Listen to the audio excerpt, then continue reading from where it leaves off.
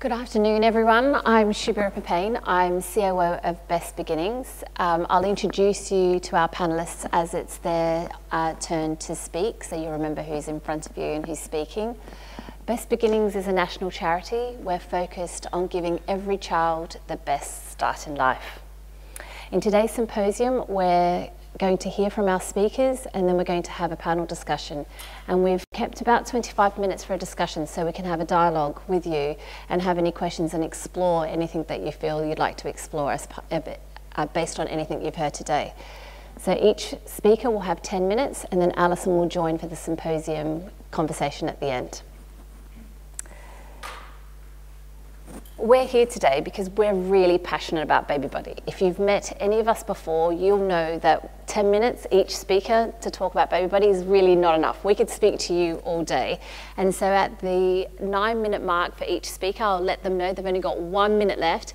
And for some, that's going to be much harder than for others. But we're going to keep it tight because we really do want to have a conversation with you. And we also believe that every child has the opportunity to reach their full potential. And what we're going to share with you today is how when you share accessible, evidence, national, quality assured, NHS accredited, in time information, which I'm going to talk to you about, and information that's at the palm of everyone's hands 24/7, you can support families who've got a little person with them, the babies that you're catching every day, to maximise their full potential. And I'm going to share a little story with you from my own life to illustrate how having in-time information can change the trajectory of that family. Now, we don't say that digital does itself. We know digital doesn't itself. We're suggesting to you that when you use a powerful resource like Baby Buddy and you integrate it into the care system, that can change the direction of that child's life. So I'm going to take you to Australia, 1989. I was 11 years old. I'd been living in Australia for about 4 years. And if you spoke to me, I was just like every other Aussie kid. By that time, I had my Australian accent and I spoke fluently in English. It was a Tuesday and we were all getting split into reading groups. You know, when you get split, you go off and your mates go over here and your girlfriend's over there and we all got split into these reading groups. And it was like no other day. We'd been split into reading groups throughout the entire year.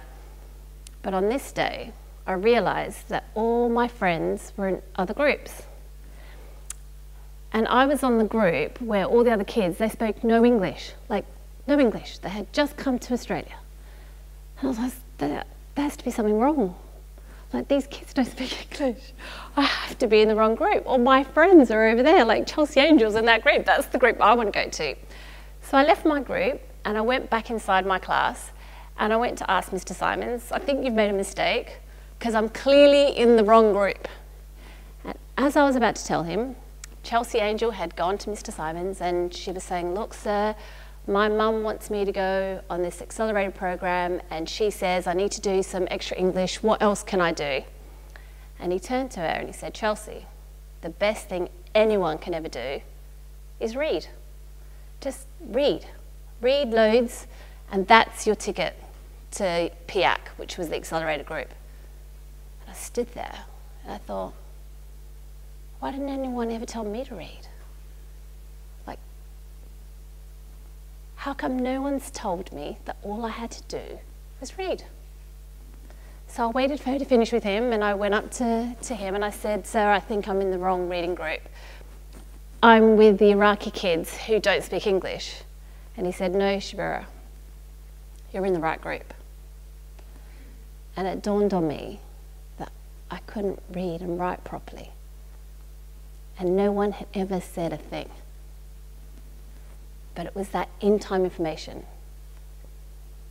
It was that moment in time that I overheard him say something to somebody else.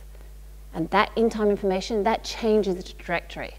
Because we finished the term, we were on summer holidays, and I read that whole summer. Not only did I read, I couldn't understand what I was reading. I have to be really straight with you. I read the same book for 6 weeks. I had no idea what it said, but I kept reading it. And then one day, the story finally came together, and I was like, oh, I understand. I see the story in my head. Now, what has that story got to do with Baby Buddy?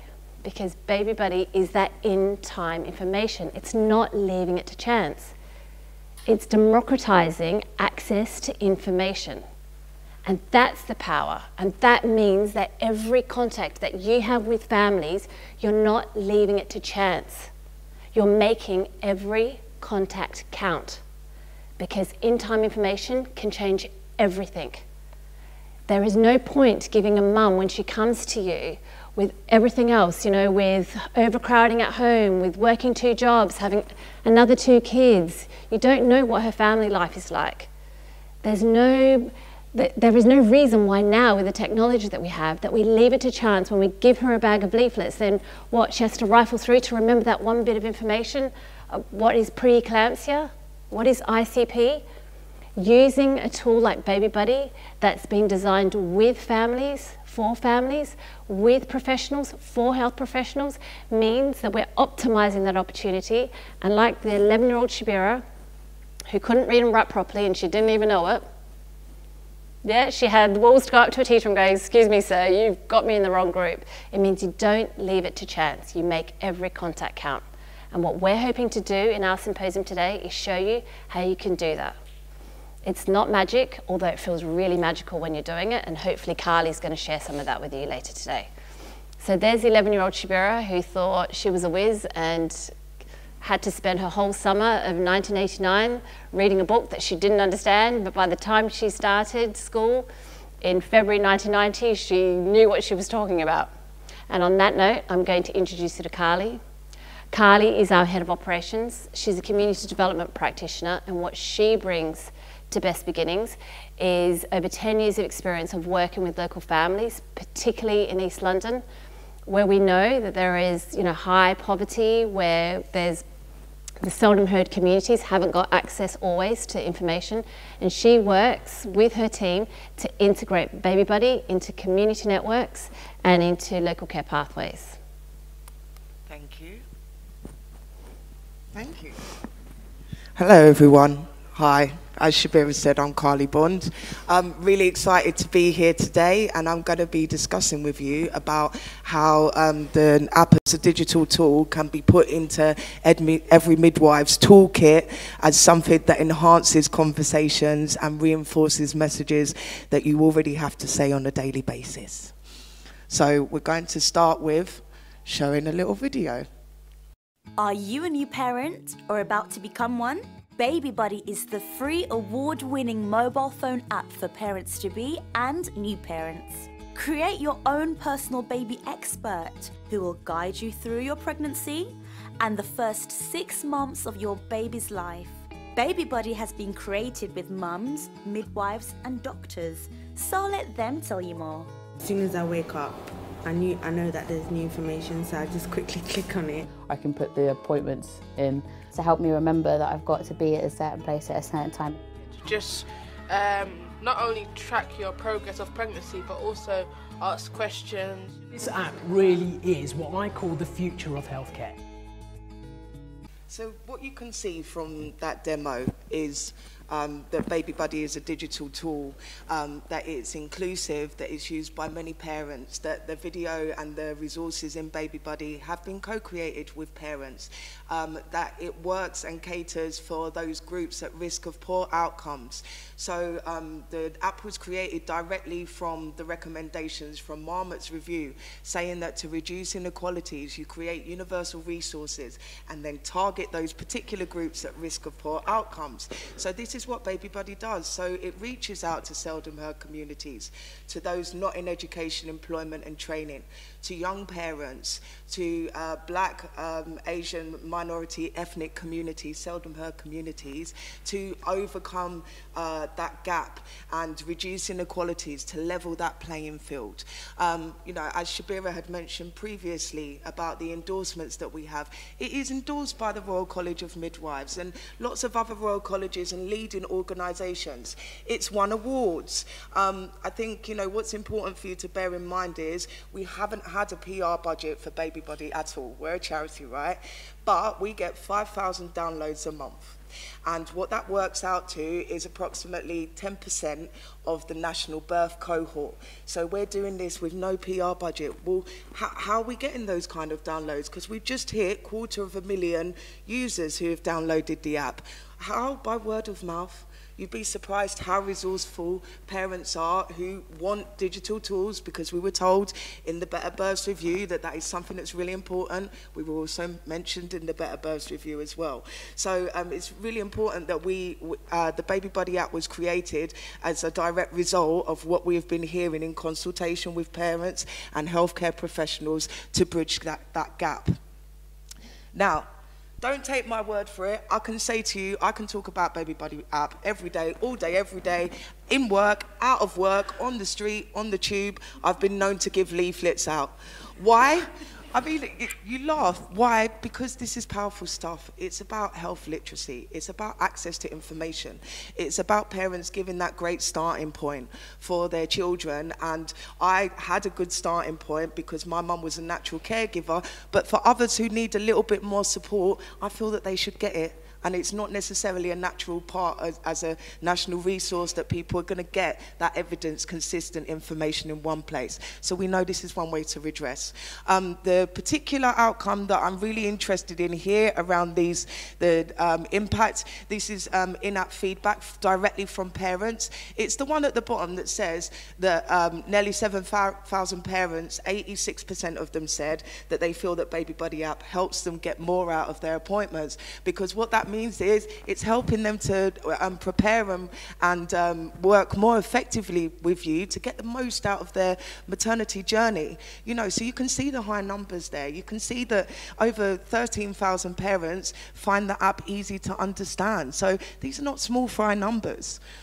Yeah, here we are. So one of the most common questions that we hear out and in the community when we're training health visitors and midwives, of which we've trained thousands, is, well, you know, the app is, it discriminates against those who speak English as a second language because you haven't translated it into other languages, and why have you decided to be exclusive like that and leave them out? And I'm like, well, the data tells a different story. The data really does tell a different story. What you can see on the screen in front of you is that the red line is the ONS data. So that's the percentage of parents who speak that language across the country. And then overlapping that is that green line, which is the amount of Baby Buddy users who have been speaking these other community languages, and they overuse the app. So the data is telling us a different story, that actually people speaking English as a second language don't see the app being in English as a barrier. And that's because we've catered to them. The reading age of the app is 11. There's audio speak. If you tap on your Baby Buddy avatar, she talks. Now, what we found when we've gone and done outreach in Newham University Hospital is that on the ground, audio speak really helps for mums who are trying to build confidence, have a bit of English, understand more than they can speak. They love that, and they're using it, and they're finding it helpful. So that's one. And then the next one is around reach and impact.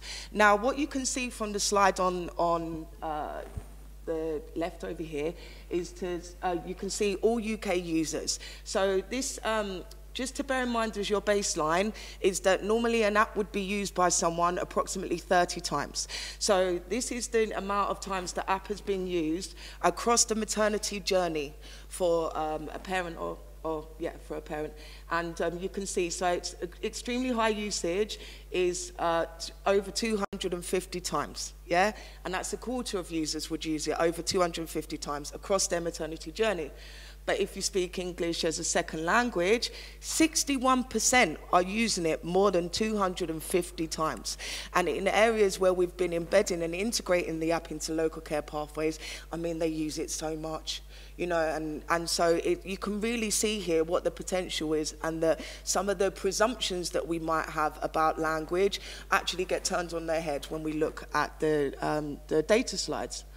So I'm going to show you another video now, and this video is to do with ICP. What the video will highlight to you is that Baby Buddy has taken complex medical information, and because of the power of peer film to film, where you see a parent telling you about their experience and how they overcame it, that actually operates to distill complex information in a simplified way directly to a parent. So have a look.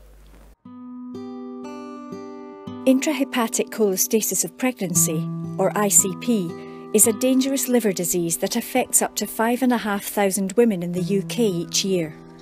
You may also hear it called obstetric cholestasis, or OC. It usually starts in the later months of your pregnancy, but it can affect you at any time. So we know that ICP can affect any mother in their pregnancy, in any pregnancy. But we also know that some mothers are more likely to get it, especially if your family origins are from India and Pakistan, or if you're having twins or triplets in that particular pregnancy. It can get really serious. We worry a lot about mothers, but also a lot about the babies, because it can cause stillbirth in babies, but also can cause babies to be born prematurely.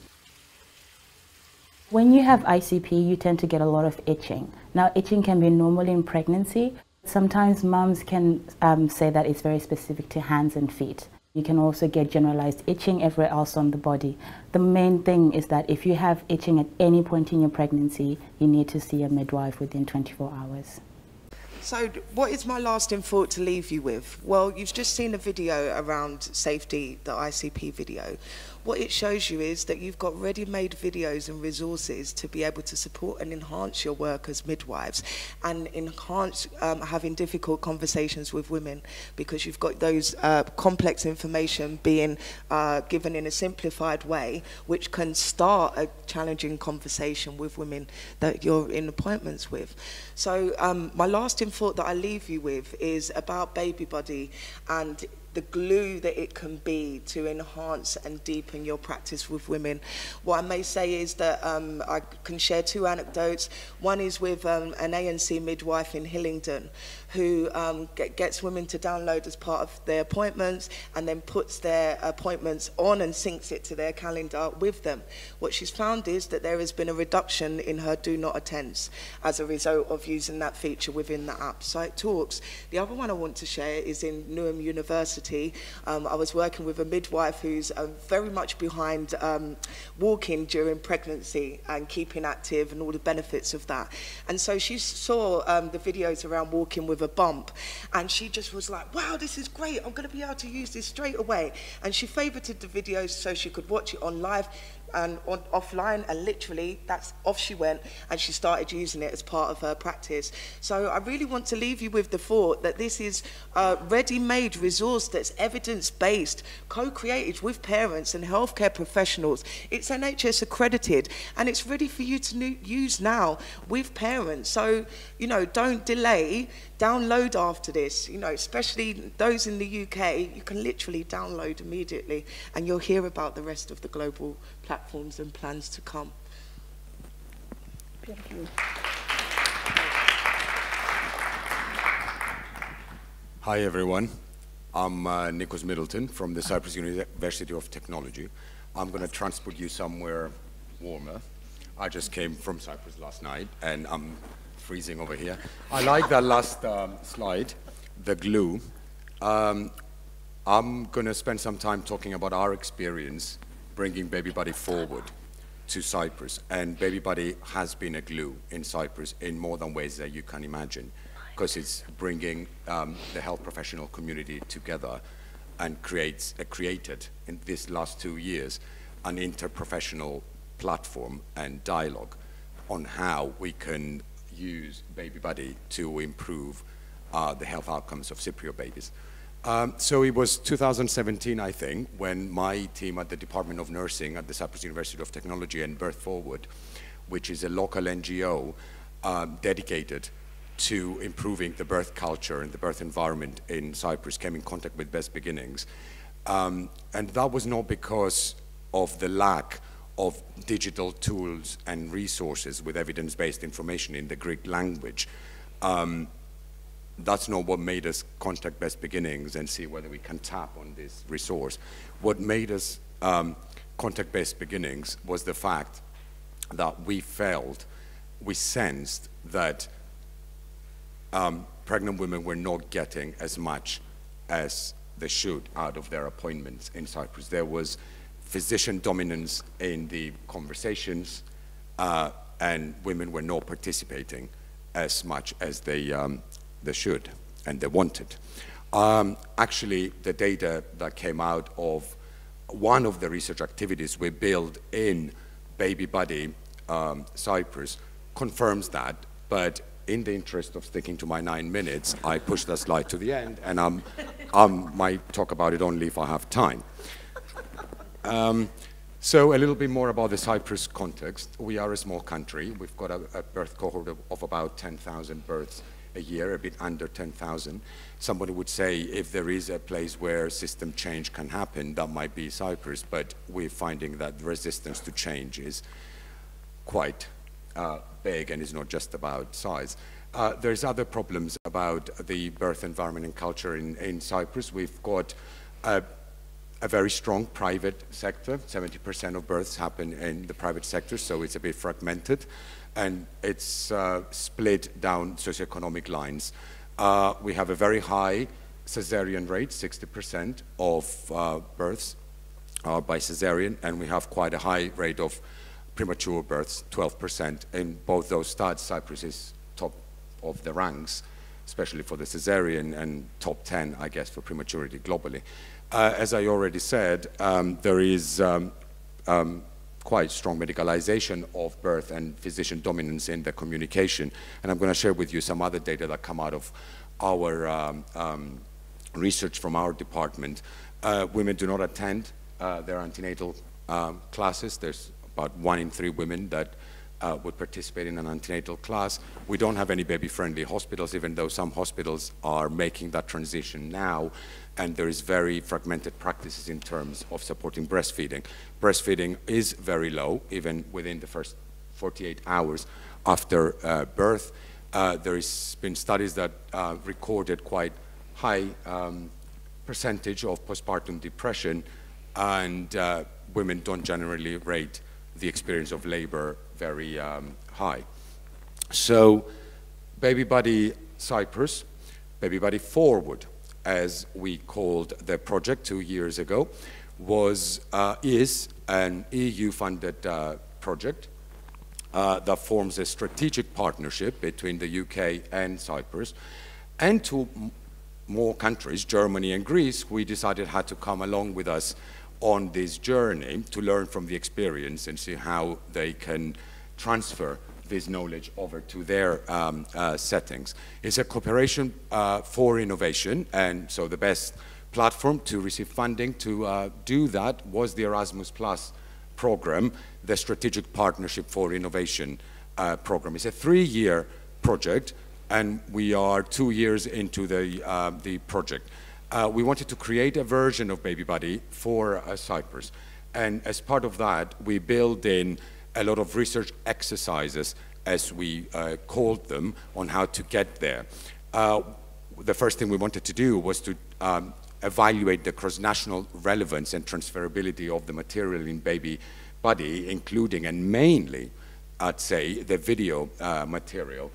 And the second thing we wanted to do was to actually actively involve the health professional community locally and mums-to-be in Cyprus to talk about what they need and what do they think the priorities are in terms of content, in terms of topics, to see whether we can customize further the tool, this excellent resource, to address the real needs of local parents-to-be and the priorities as the health professionals are telling us. For someone that wants to know more about the process, babybuddyforward.com. When we started, we were 6 organizations over 4 countries. Now the family grew much bigger, and I'd say this is one of the biggest achievements right from the beginning. The fact that all relevant professional associations in the country have endorsed this this work. The Midwives Association, the Obstetrics, Pediatrics, Perinatal, and the National Committee for Breastfeeding are associated partners now in the project, and they're coming along in the journey with us to co-create Baby Buddy Cyprus, and this is great. So Baby Buddy platform is up and running in beta version, and we are in the stage of user testing it with a panel of parents in Cyprus and with our midwifery students back at the department before we move forward. He speaks 5 languages, not just Greek. English is there, Russian, Turkish, and Arabic to support the needs of those communities. And we kept most of the features of the original Baby Buddy. So there is the daily drip of information, there is the Ask Me, where someone can ask questions and get an answer, a glossary, and of course the video material. As I said, we build in lots of different activities in the process of how we're going to get from Baby Buddy forward into Baby Buddy Cyprus. And a lot of the knowledge came from of how to do it, came from Best Beginnings, and of course we based the whole process on the principles and values of Best Beginnings, which is co-creation using collective intelligence of parents and health professionals, and to increase the sense of, create the sense of co-ownership. This is for everyone. So right from the beginning, we had the active involvement of the local clinical health professional community, and of course the parents. And what we wanted to do was to evaluate what was already there and what we can use, but also talk to them and see what the needs are, what do they think are priorities, map that to the existing content so that we can decide what extra material we should be developing. I'm not going to talk more about the process.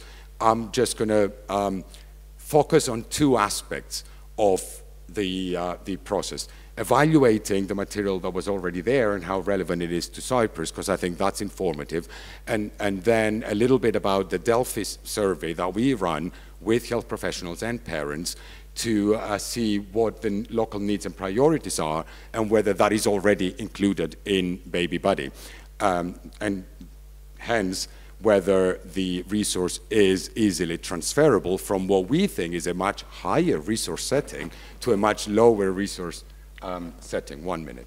So video material, we evaluated with the help of health professionals and parents over 275 videos. I'm not going to talk a lot about the process, but 3 independent raters watched each video. If there was an obstetrician, the other one was a midwife, and the third person was the holder of the experience. So if it was prematurity, that was a family that had a premature baby. 74% of the videos were rated as highly relevant in terms of their content, in terms of the topic, to the Cyprus setting. That's 3/4 of the videos, which we're now transferring over with subtitles onto Baby Buddy Cyprus. There was a little bit of concern in terms of whether they were all suitable, and some were judged as less suitable for several reasons that pretty much, I'd say, the gist is that people found them very UK specific for things and services that we don't have over there, the differences in the healthcare system, or simply that the context in which it was presented, it wasn't exactly right. So the topic is right, but we need to refilm it so for people to be able to relate. So that's one message. The second message that comes out of the Delphi survey is that we brought people together right from the beginning, the midwives, the antenatal educators, the obstetricians. We sat around a table and we decided what should Baby Buddy include. They didn't know Baby Buddy. We wrote down 174 different topics, and we ran a big online Delphi survey where 500 people participated, 200 health professionals, 300 pregnant women. So we narrowed it down to what the priorities would be in Cyprus. Breastfeeding, prematurity, mental health were at the top of the list. A lot of videos in Baby Buddy on those topics. Then we had a second round of the Delphi, where within the context of a midwifery conference back in Cyprus, we asked the midwives to see how people voted and then re-rate those topics based on what people are telling us. So we came up with a final list, the top 34 topics, the top 101 topics. We mapped that to Baby Buddy, and 90% of the local needs and priorities in Cyprus were already there in Baby Buddy in some form or other, video or text. From the 101 top priorities, 80% was already in Baby Buddy. One might wonder what was not there. We can come back to that in the discussion. This process so far was amazing, and it was a huge, huge learning curve for us down in Cyprus. It was agent-led, academics, the university was leading this, and an NGO, but it brought people together, and we think it's going to have an impact in bringing system change top-down with better equipped midwives and health professionals to have a tool on their hands, and bottom-up because we're going to have better informed parents where they're going to go in a more and have this conversation in a more structured way. The biggest achievement, I'd say, of Baby Buddy Cyprus was that it created a platform for interprofessional collaboration. A midwife that joined our session said, I really enjoyed meeting everybody today, that we were asked, even the fact that a practicing midwife was there along the journey to tell us right from the beginning her experience of what she thinks people need, she felt was not something that happens very often. It makes us all better. Thank you very much. 700 people participated in the activities of Baby Buddy Cyprus so far, and we are excited that we are a few months before the big launch, 19th of March. Thank you. Beautiful. So my name's Adrienne Gordon. I'm a neonatologist from Australia, but originally from Scotland, hence the slightly mixed up accent. So I'm going to tell you about an exciting new project in Australia about safer pregnancy and stillbirth prevention, and what the plans are for using Baby Buddy as an implementation tool to support that, which is a national program. So this is about a program called the Safer Baby Bundle. What is the Safer Baby Bundle?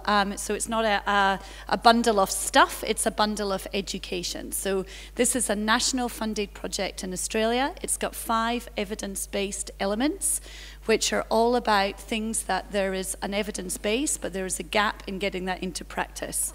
So in areas where we know lives can be saved or care can be improved, but there was already high uptake, like intrapartum management, that didn't make it into the bundle. So the things where there was a gap made it into the bundle. So each of these elements was something which, on a survey of practice in Australia, less than 50% had consistent policy on these aspects. So it includes smoking cessation, better detection and surveillance of fetal growth restriction, awareness and management of reduced fetal movements, awareness of side sleeping in late pregnancy, and tools to provide clinicians and women with better decision-making tools around timing of birth.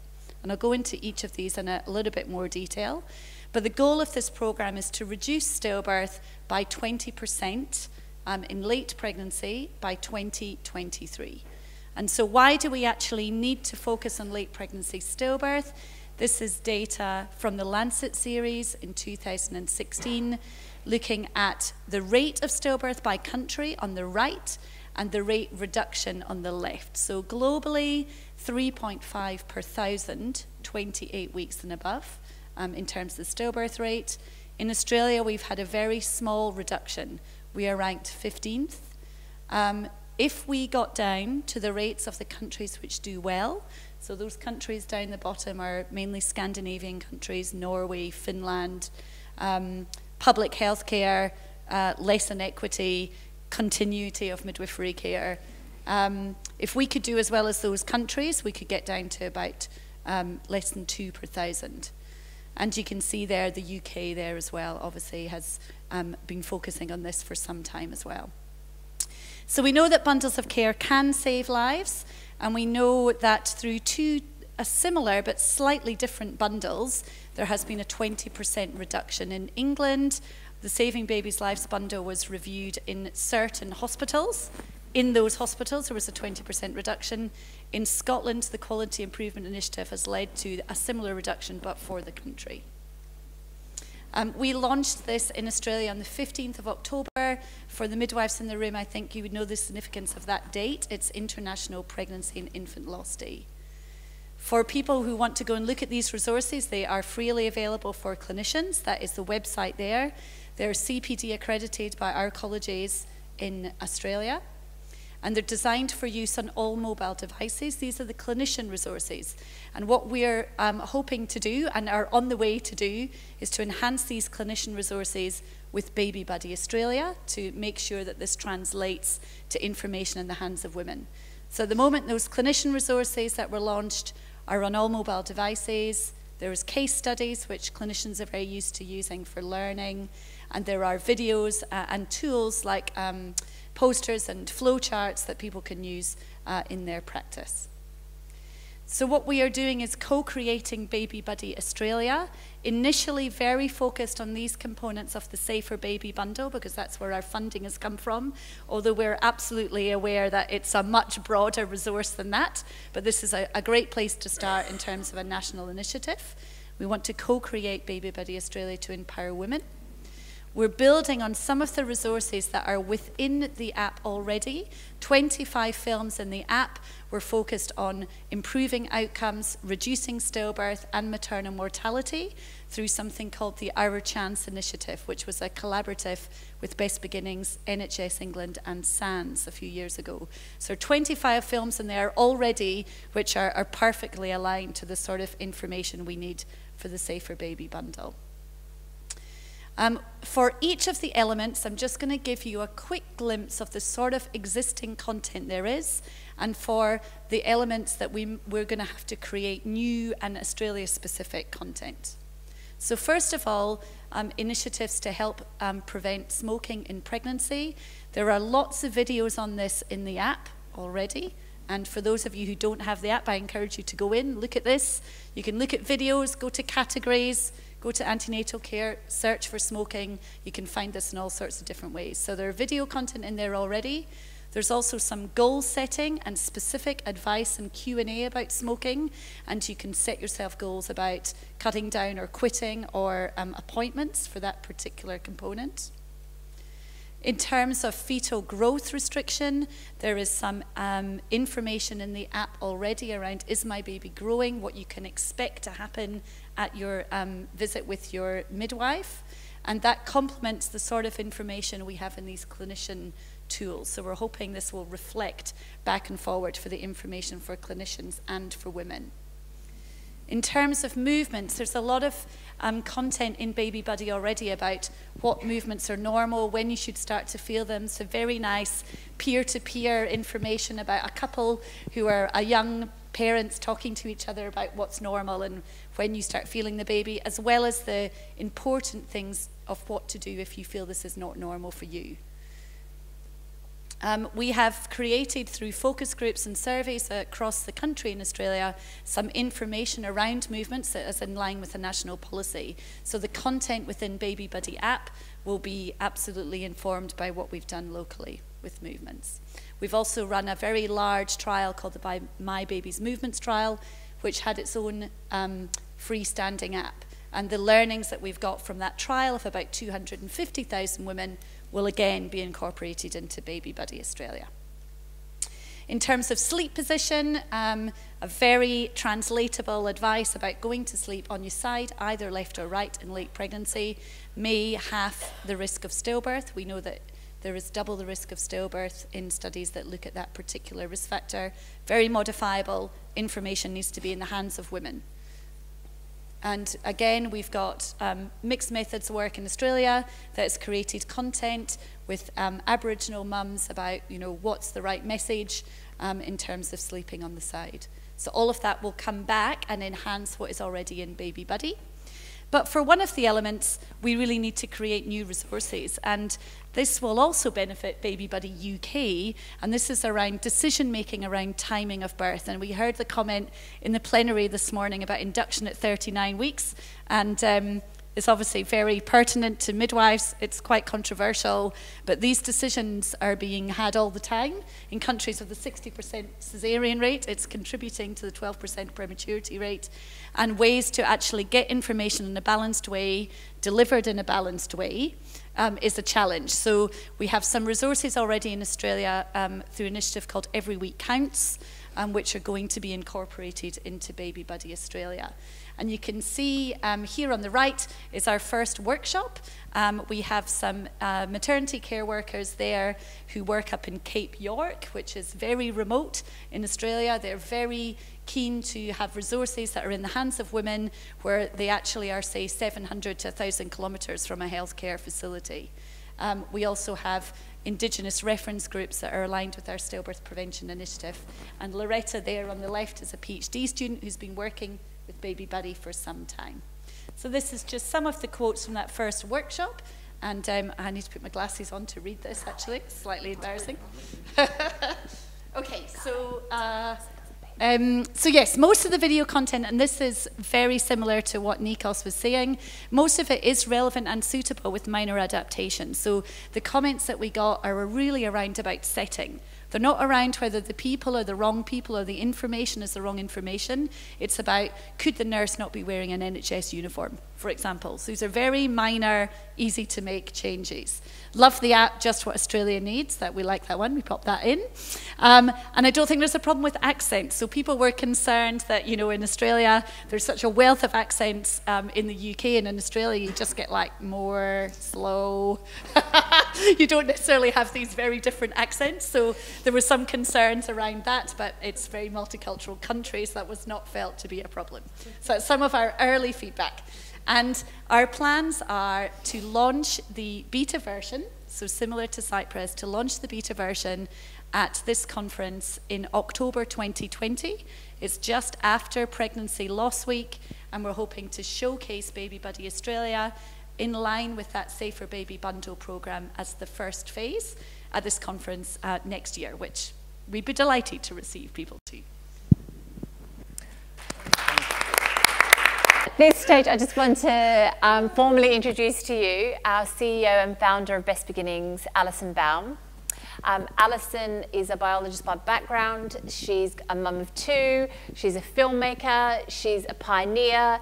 She is the one forging ahead, and we're trying to catch up to her all the while. And actually, if she had been presenting, she would have been just like Nicos. She wouldn't have been able to keep to the 10 minutes. So we had to slot her into the panel to make sure that we'd have opportunity for conversation. So welcome to the panel, Alison. So you will hear from Alison. So I'm going to take my prerogative as chair to kick off the questions. I hope you're harbouring some questions and you're getting ready to ask our panellists some challenging and probing questions. But I'm going to kick off with Carly. If I'm a midwife and I'm in Newham and I have these parents coming in all the time, and we know there's a high rate of Romanian families moving in Newham, and I say, yep, great, I'm glad you showed me the data, but maybe those mums that are using your app, they have a little bit of English. My mums have no English. I've got this Romanian mum. How am I supposed to use the app with this mum? And so what I would say to that is we've been carrying out outreach in antenatal settings in Newham. And the way that we're overcoming that bridge is by remembering that you've got over 300 videos in the app. And they're all picture-based because they're videos, right? So there's some, for instance, with breastfeeding, which, funnily enough, was our most popular post on social media, was around breastfeeding positioning. It doesn't need any words. It shows you just by looking at the video without any words. The idea of a picture showing 1,000 words is kind of accurate in this way. Also, the video I mentioned before about walking with bump, that normalizes just by seeing that picture. You don't need the words. So what I would say is that encouraging dialogue can really help, because what we found on the ground was with some mums, they would say they had no English, they had a tiny bit, but they weren't confident confident to speak the English, but they could understand a little bit. And so there was an element of showing features and then negotiating with mum a little bit around that. And then saying, okay, well, you've got your Romanian app here, but Baby Buddy's built towards our navigating our system. So there's ways that it can still help you. And so it was just about sharing that information, signposting, empowering, because, you know, our vision is that mums are able to say a few key words like, baby, no, move. And that is enough to get them the urgent help that they need at that point. It's not necessarily to have, to be able to articulate extremely in the English language. It's more about needing to say the right thing at the right time. So I would say there's ways and means. I have seen it, the app work as a tool for promoting conversations, even in ESOL groups in South London with an organisation called PACT. And it helped to overcome some of the stigma around mental health issues just by watching a mum. So there's power in it. We need to explore more how it can be used as a learning aid, perhaps. But yeah, the advice on the ground shows us that quite a lot of things are possible with the resource. Thank you. Do you want to pass it over to Adrian? So Adrian's come all the way from Australia. And before you have to fly back, and we're really sorry for those of you that are freezing, we really appreciate you staying in here. We're just as cold as you. And so you've both come from warm places, and we're just showing you what Britain's really about. So you've come all the way from Australia. Before you jet off and you go, and it was really nice to hear about Baby Buddy Australia and the stillbirth bundle, but what bit of information do you want to make sure that we have here in the room, and those of us who are watching it through streaming, what bit of information you like, make sure you don't forget this? So I think first of all, I would say, I think if you're in the UK, you don't know how lucky you are having this resource to share in your practice. So I think, you know, that's amazing and it's free.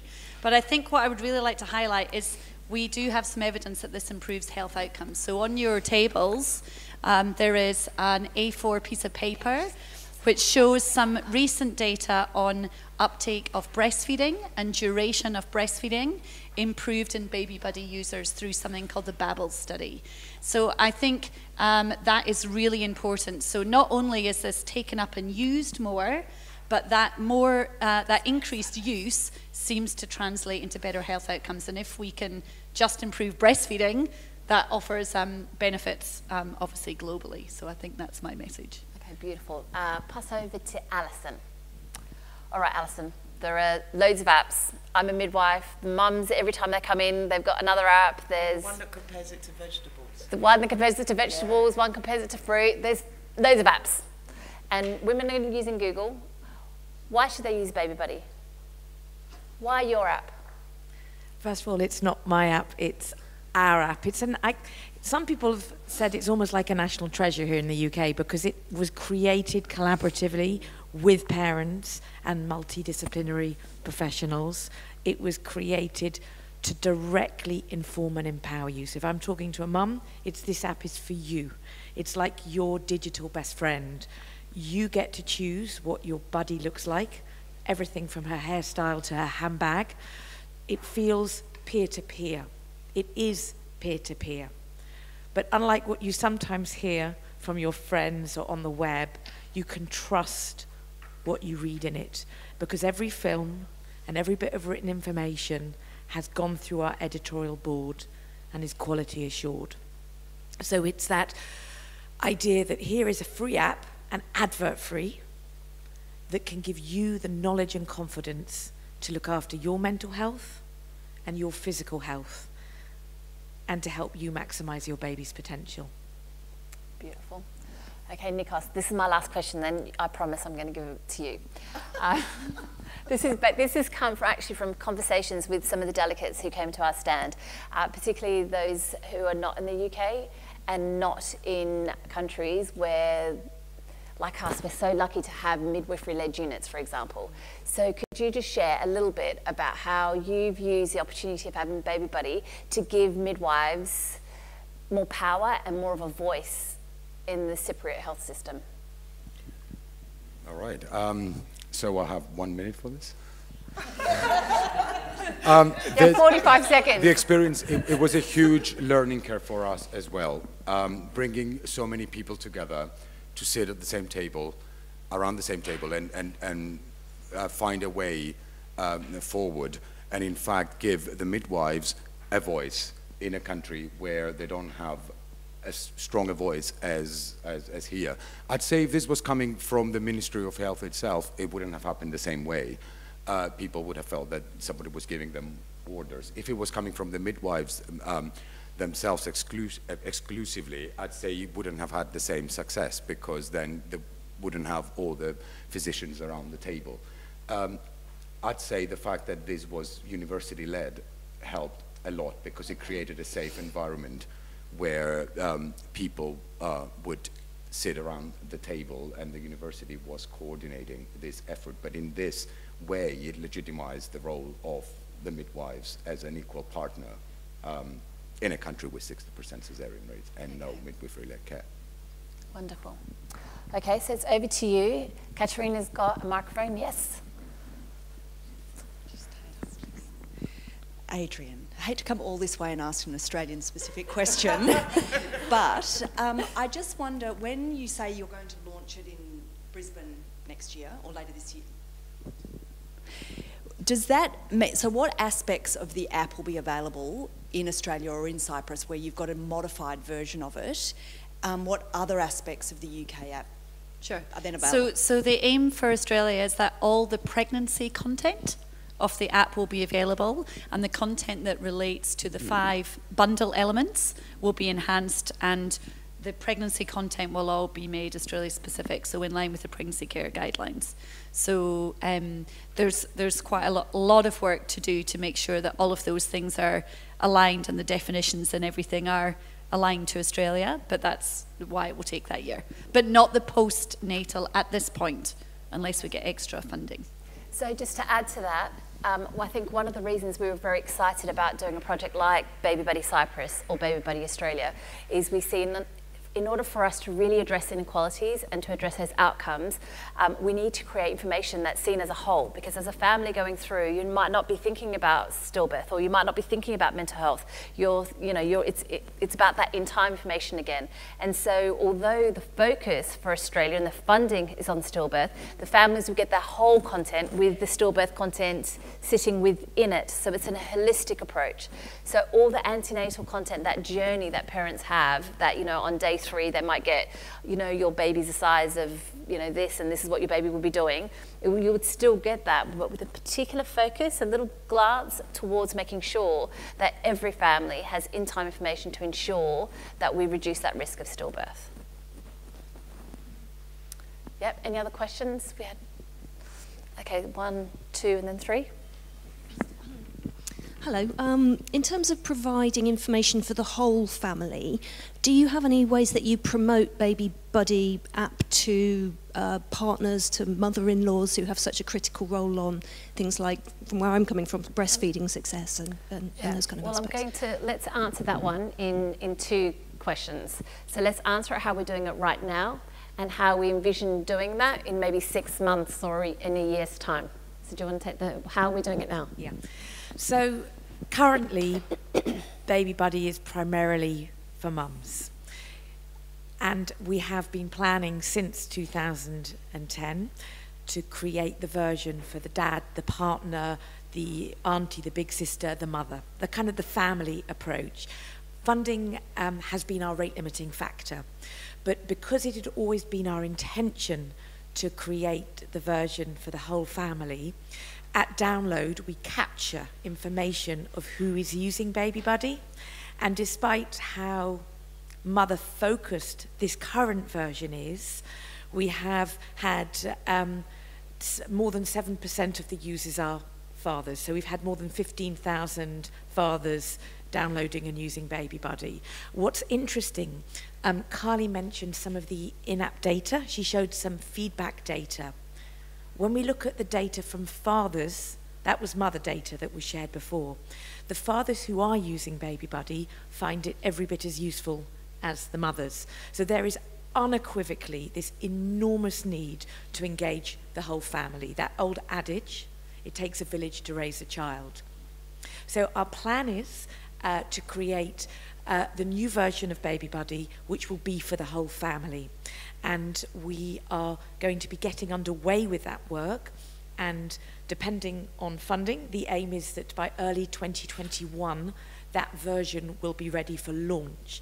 But in advance of that, because co-creation underpins everything that we do, we'll be reaching out through many of our networks and would love to involve as many of you as would like to join our parent panel, our family panel, to make sure that the tone and the content really supports different family members to help joint decision making and to support the couple relationship.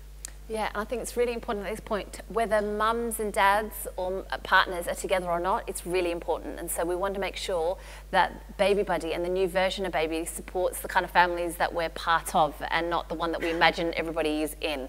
And so whether a mum is with the dad or not, it's really important, and it's, from a child's perspective, it's their right that both parents have access to information. So it's not just about supporting that couple relationship, it's making sure that everyone in the family who wants every child to reach their full potential has access to that evidence-based in-time information so they can make well-informed choices.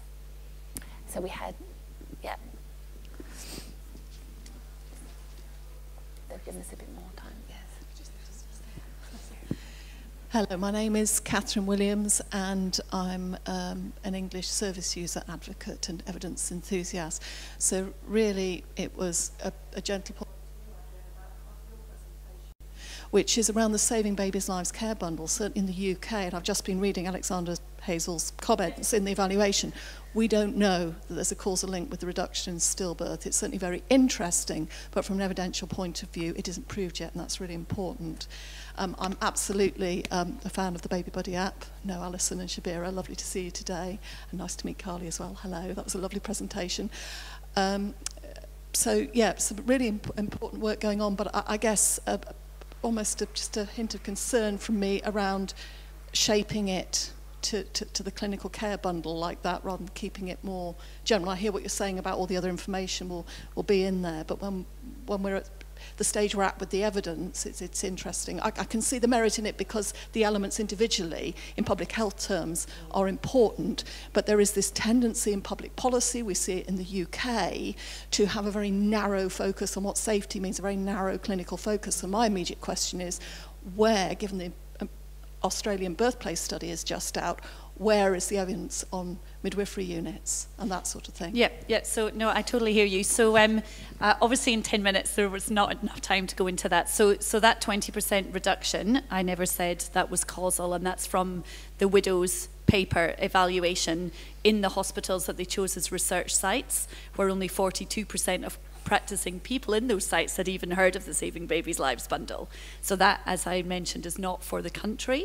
The Scottish data is for the country. The England and Wales data is from Alex's evaluation. He's very much part of the team who have got the funding for the Safer Baby bundle for Australia. So what didn't happen in England and Wales, and happened more in Scotland because it was through quality and safety, was an implementation plan. So the Saving Babies' Lives bundle was, in that white paper, but there was not an actual implementation plan in terms of the resources given to people, clinical champions in each site going through those resources. And that's why we've spent 2 years in Australia creating these e-learning tools that were launched on the 15th of October. That's because of a lot of work with the people here to see actually what would you need to make this stuff possible.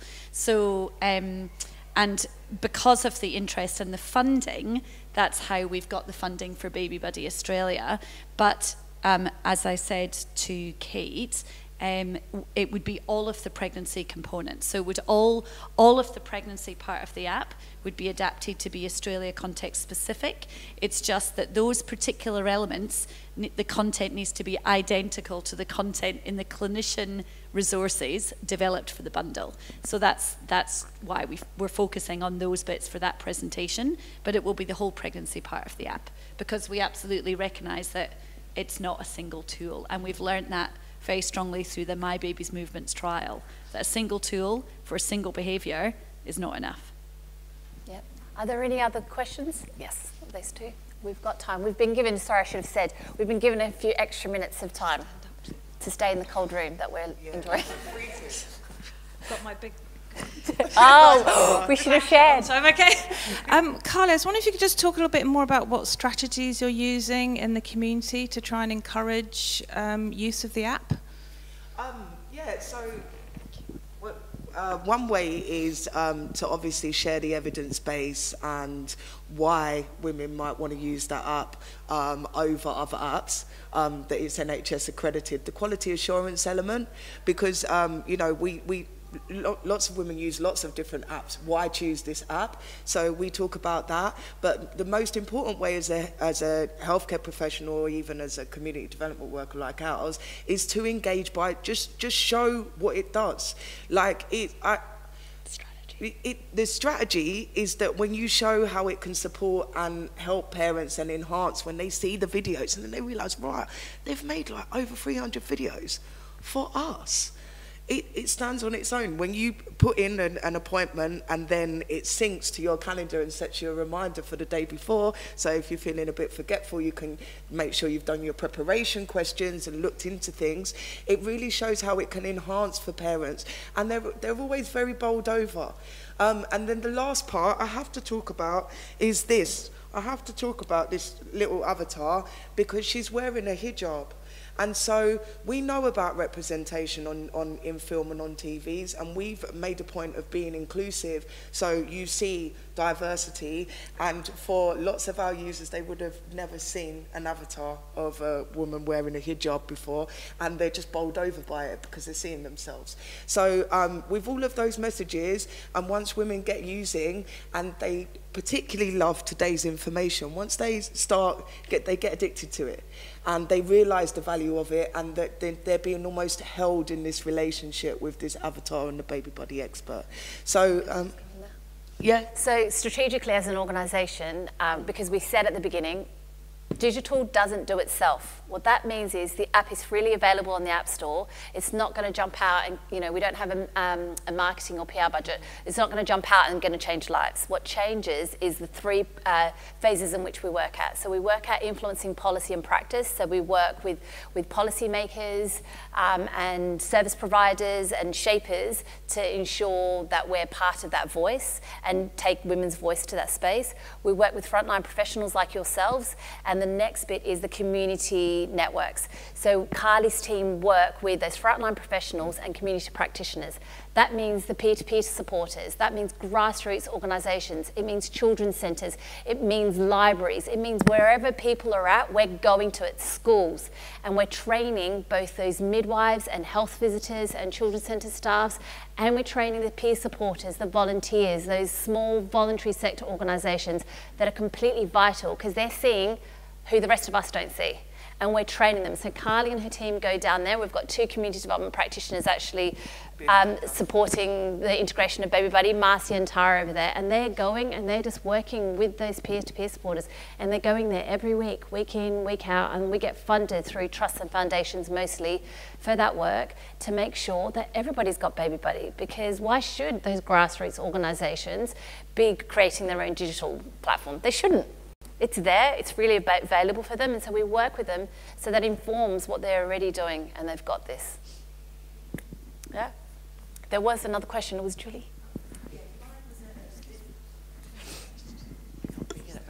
Sorry. Mine was a different angle. I just wanted to check, you were saying that the baby buddy went up to sort of the child being, the baby being 6 months old. And from my personal experience, I'd love to have had it when I had my child because I hadn't realised I had a bit of postnatal depression after. I just lost my father and I was pregnant, so I was really happy. And I beat myself up so much. I had a problem with breastfeeding. And I think what I didn't know until about a year later is I had postnatal depression. And if somebody had just said that to me, I would have had such a nicer time and enjoyed my baby so much more. And I just want to check and see how, if they use it, can they ask questions in the app to say, am I feeling right, am I not? I just want to check how that happened. Thank you. I'll take that one. Thank you.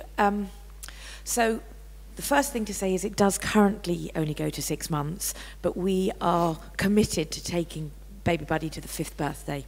So it will take us more years till 2021, but we're really clear that parents need support all the way through. It's about helping more children arrive at school ready to learn, but also emotionally able to get the most out of school and relationships for life. In terms of the maternal mental health, so there are over 70 films in Baby Buddy that support maternal mental health. We are so proud of this whole kind of subset of films within Baby Buddy. I want to take a moment to thank all the parents from around the UK who let our cameras into their lives, because they shared their stories to give other people the confidence to seek help when they need it. So there are films that you will get to see as part of the daily information, and there are many others that you can search for. And those films that are parent-led are supported by films from healthcare professionals. So in a nutshell, from a mental health perspective, Baby Buddy is there to give parents the confidence to seek help if they need it, and to know that it's okay not to be okay. That's a good question to end on. I'm sorry if you've got any more questions, come and talk to us at the stand upstairs. I'm going to share with you, these are the take-home messages. We want you to, and especially those of you not in the room, Baby Buddy is freely available across the UK, and it's advert-free. It's valued by families of all backgrounds. That's really important. You know, particularly those of us who've come from a community development perspective, we've came to Best Beginnings and we've come to Baby Buddy because we could see that it was a cost-effective way of making sure that those communities who are most at risk of poor outcomes have access to information. It can improve health outcomes and early years outcomes as we extend the app, and it can be adapted for use in other countries. I'm going to end with one quote that was sent through by Jake. He's our product owner. I've just done something weird to the phone. Here we go. Ready? This is a quote from a mum. I'm just going to change the baby's name to my daughter's name to keep her anonymous. Hi there. I would like to thank you for staying by my side during this period. Your help has been amazing. I was one step closer to falling into depression, but with your help, I was able to pull through. Your daily messages of encouragement and information on how to care for Madeleine has made this whole journey worthwhile. I cannot thank you enough. Saying goodbye today breaks my heart, as I have had this app as my friend every morning. I receive a notification from you guys, and used to bring me comfort when I felt so alone. Thank you. Lots of love, Mum of Madeleine. These are messages we're getting all the time. Like this is as simple as this. The daily information that feels like it might not be, it's that in-time information that I shared with you at the beginning. It's very cogent. It's been really carefully created so that you think, oh my God, how did they know I was feeling like that today? And that's the power of why digital can maximize every contact count when you're, as practitioners, using it on the ground. So we want to thank you